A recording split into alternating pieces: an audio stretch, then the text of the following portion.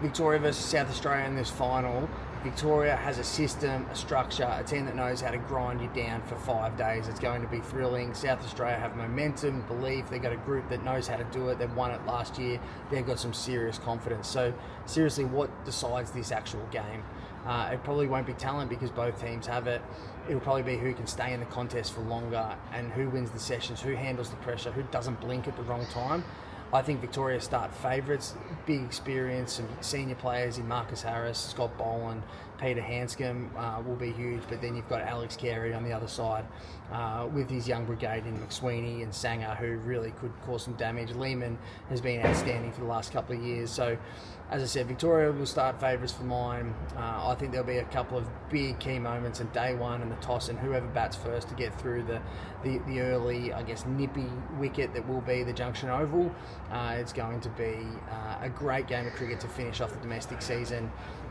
Day one will be fascinating. I'm leaning towards Victoria, but I wouldn't be surprised if South Australia take it up to them and take it out. But my tip is Victoria. I've got Scott Boland to be a real handful on this, what should be a green, nippy wicket here at the Junction Oval. Look forward to watching the next 5 days. Victoria have been in the conversation for this Sheffield final that they are hosting for the whole season. They've been outstanding. They don't rely on moments. They rely on the system that's got them here. They've finished top of the table with 7 wins. What stands out is how they compete. Fergus O'Neill is always at you. Scott Boland is world class, and we know how good he is. They've had to make a really big call, Victoria, between Mitch Perry and Sam Elliott. Sam Elliott's got the nod. Todd Murphy will bowl spin. Will Sutherland will be the all-rounder. So it's a really, really good side. On paper, they've been outstanding this year. They've been dominant.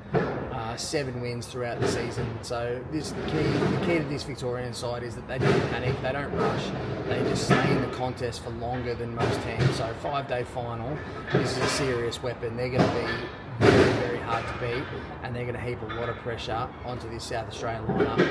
I've got the Vicks to win this, and I've got Scott Boland to be the man of the match. This South Australian side coming into the Junction Oval final, looking to go back to back for the first time in South Australian cricket history. What they did last year was amazing. We know how good that side was, and they've backed it up again to make yet another Shield final. And this team, they know how to win. That's simple. They've got momentum. They believe they can come to Melbourne and beat Victoria. They believe and they trust in themselves, and I think that's going to go a long way. If their middle order can get in on what will be a bit of a nippy wicket, but if they can get in and bat big, they're going to put a lot of pressure on the Victorian side, who has been the benchmark for the season. But if anyone can beat them, it will be the guys like Carey, Lehman, McSweeney, Sanger, McAndrew, who's been a rock for them. I think Buckingham's a very, very good player. Henry Thornton's fast, so look for him to do well. Ben Menente's shown that he can swing a game of bat or ball. So it's not a surprise that South Australia are here. They're a very good lineup. I'm looking forward to it. I still think the Vicks will probably get them in the end, but don't be surprised if South Australia bat big and bat well here at the Junction. There's a bit of rain around, so the toss might become important. I think whatever team will win the toss will look to have a bowl with a bit of live grass on this Junction Oval wicket. But it's going to be a great final, fascinating final, and can't wait to see what happens here at the Junction over the next 5 days.